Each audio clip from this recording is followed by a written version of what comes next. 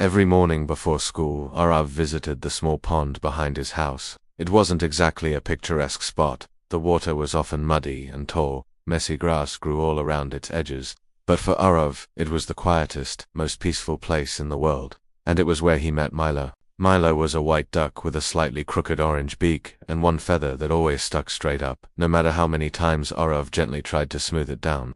He first appeared one cold winter morning, alone and shivering near the pond's edge. Arav, feeling a pang of sympathy, brought him some breadcrumbs and just stood nearby, watching until the little duck stopped trembling. From that day forward, Milo waited for him every single morning, letting out a soft quack the moment Arav came into view. Arav didn't have many friends. His dad worked far away, and his mom was always exhausted from her long shifts at work. School felt noisy and isolating, but the pond was different. With Milo, Arav didn't need to explain himself. He could talk about anything, his worries, his dreams, all the things that made his chest feel heavy, and Milo would just listen, tilting his head as if he understood every single word.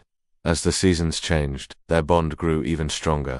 In the summer, Arav would splash water with his feet while Milo swam in playful circles around him. In autumn, they watched the golden leaves float across the pond's surface like a fleet of tiny boats. When winter returned, the mornings grew colder, but Arav never missed a visit. He'd just wrap his scarf a little tighter and bring warm grain in his pockets for his friend. Then one day, Arav noticed something was wrong.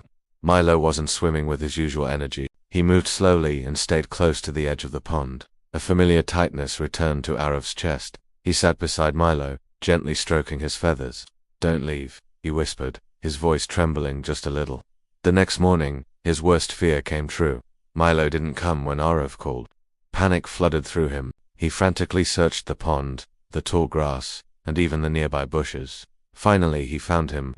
Milo was lying still near the water, his eyes half closed. Arav knelt beside him, tears blurring his vision. He carefully held Milo, feeling the weak, fragile rise and fall of his tiny chest. "I'm here," he said softly. "I won't go."